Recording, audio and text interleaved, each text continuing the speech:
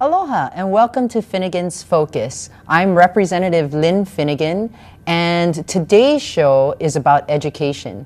And you may know already that two of our top issues that have been issues that I've just really jumped into and wanted to know as much as possible about are both the economy and education, because these two top issues are of most importance to most of you out there. Today I have a guest who we'll be talking story with, and she is a retired principal of Moanalua Middle School. And the wonderful thing about Caroline Wong, Caroline Wong, you'll meet her in just a few moments, is that she was 2005's DOE Principal of the Year.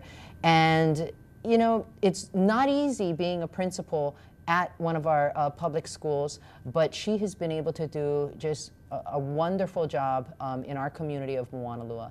So I'd like to introduce to you Caroline Wong. Hi. Hi, Caroline. Thank you so much for joining us.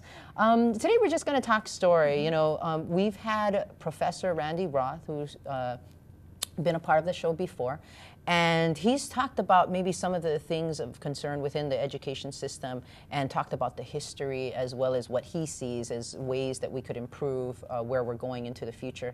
I've had discussions with teachers and parents, and more especially in our community of Moanalua right now, we're going through a challenge and wanting to talk to you, you know, one of the things in your experience, maybe you could bring up some, for instance, or experiences, but one of the things that we're experiencing right now is in our system, the way it's set up, it's really hard for the parents to know where to go to get answers. Could you kind of feedback on that from, you know, a principal's perspective? Well, one of the things that I have always done and advocated as I train new principals and VPs is just create structures that support parent engagement.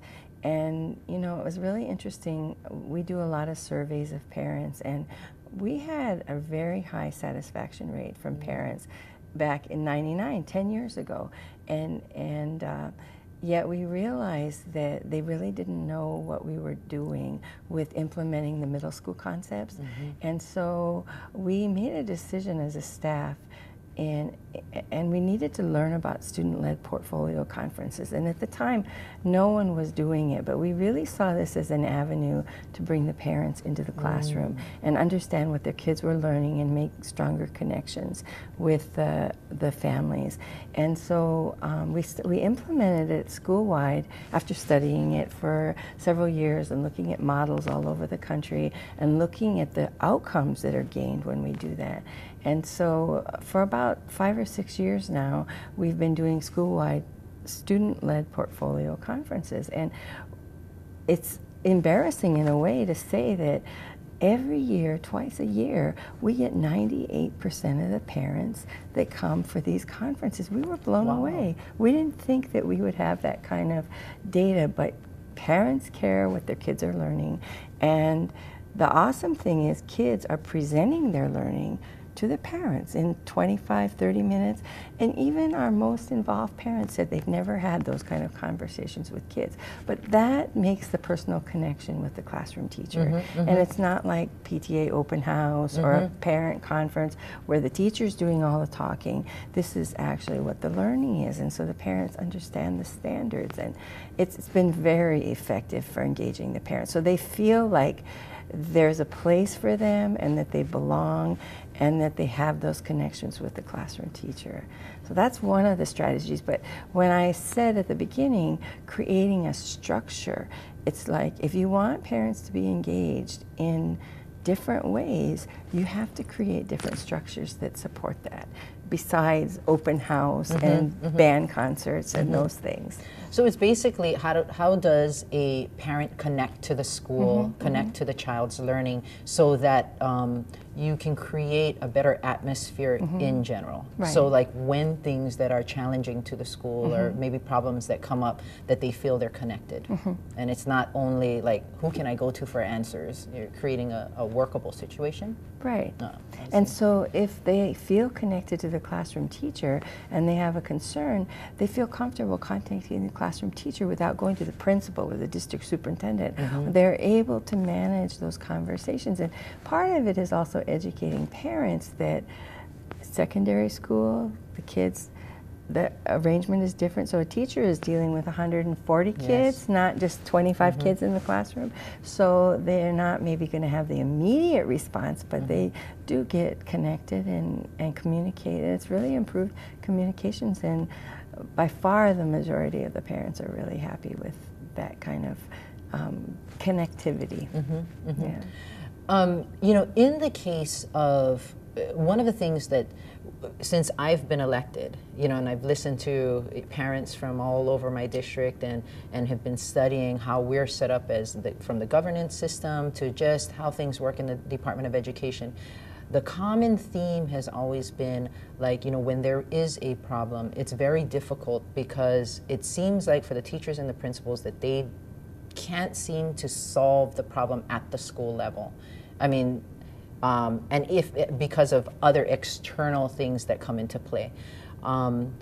So what is it like being a principal, and you know, what things do you have control over should you want to say, for instance, like change a teacher, you know, wanting to either say, okay, maybe you're not a fit for this particular school.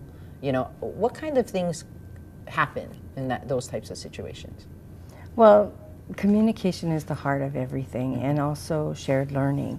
And so when there's an issue in the school and a parent has a question, ultimately parents will often call legislators, the board, but ultimately the problem does have to be resolved at the school level between people. Should be. And, you know, and so getting people together to talk and structuring it in a way that every voice is heard and it's not just me doing all the talking, but setting a framework and also creating a culture where we're going to listen to each other and we're going to respect each other.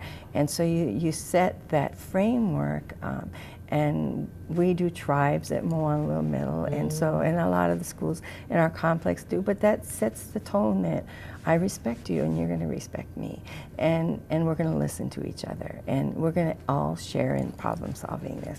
But a lot of things, it's just informing, educating. What is the policy about grading? What is the board policy about what the curriculum is? What are standards? That kind of thing. And so as the parents learn and have more information, they're much less adversarial, okay? And then it's also informing the staff through your professional development days or staff meeting time.